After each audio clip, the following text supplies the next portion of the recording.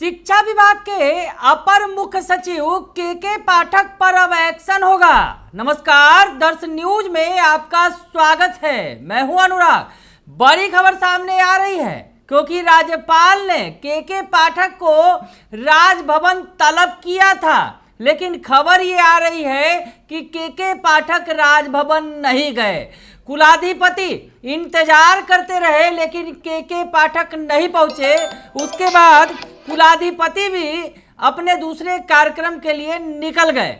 तो ये बड़ी खबर आपको बता रहे हैं। जिस तरह से राजभवन की तरफ से तलब किया गया था शिक्षा विभाग के अपर मुख्य सचिव के पाठक को, लेकिन खबरें ये आ रही हैं कि शिक्षा विभाग के अपर मुख्य सचिव के पाठक राजभवन नहीं पहुंचे। तो अब बड़ा सवाल ये है कि क्या शिक्षा विभाग के अपर मुख्य सचिव के पाठक पर कार्रवाई होगी।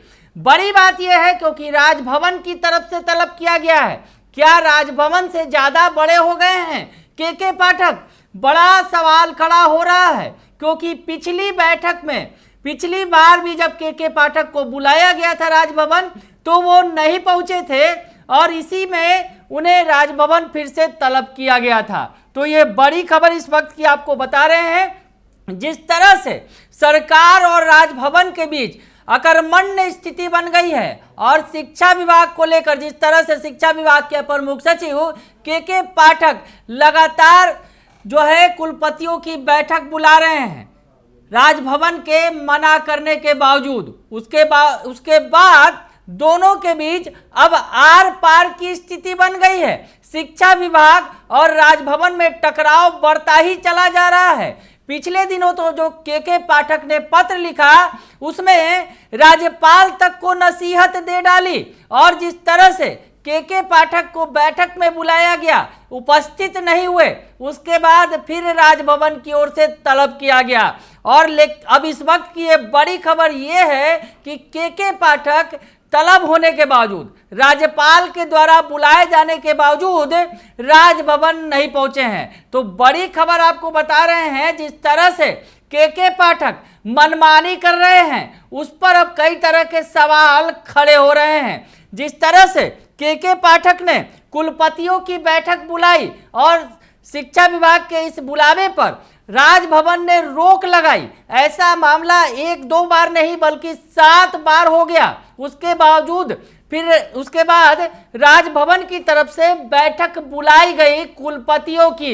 एसीएस के पाठक को भी बुलावा भेजा गया लेकिन बैठक में वो नहीं पहुंचे।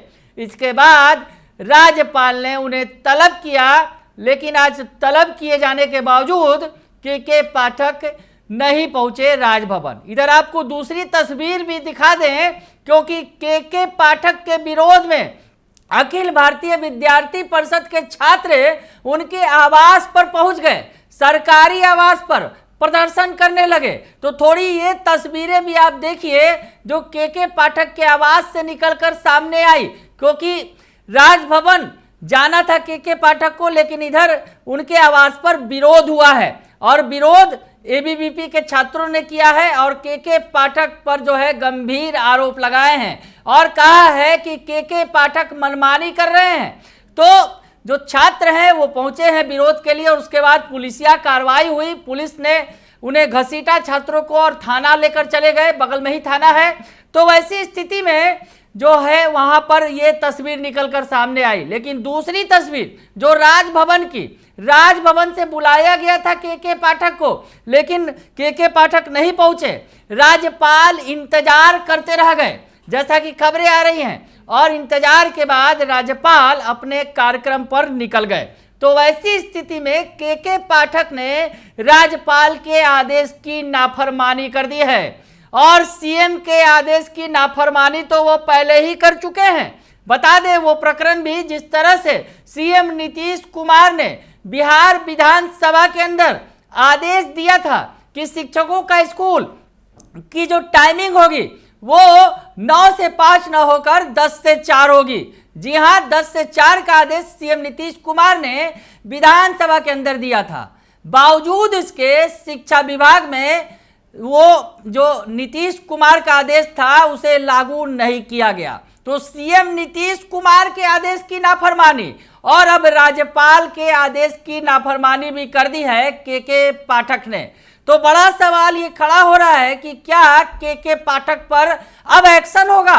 बड़ा सवाल है, क्योंकि के पाठक जिस तरह से लगातार अपनी मनमानी कर रहे हैं, बैठक में राज्यपाल के बुलाने के बावजूद वो नहीं गए, उसके बाद आज उन्हें इस वक्त इस मसले पर तलब किया गया और पूछा गया कि किन संदर्भ में जो है के पाठक जो है राजभवन नहीं पहुंचे और उन्हें बुलाया गया, लेकिन के पाठक सफाई देने के लिए नहीं पहुंचे। जो राजभवन के प्रधान सचिव है रावत चोंगथू ने पत्र लिखकर साफ किया था पिछले दिनों कि राजभवन को शिक्षा विभाग की गतिविधियों में हस्तक्षेप करने से परहेज करना चाहिए। जो के पाठक ने राजभवन के प्रधान सचिव को पत्र लिखा था और उस पत्र में राजभवन और कुलाधिपति के संबंध में और भी गंभीर बातें कही थी, और इस वजह से राजभवन और शिक्षा विभाग के बीच जो संबंध है वो लगातार बिगड़ते ही चले जा रहे हैं। हालात बिगड़ते चले जा रहे हैं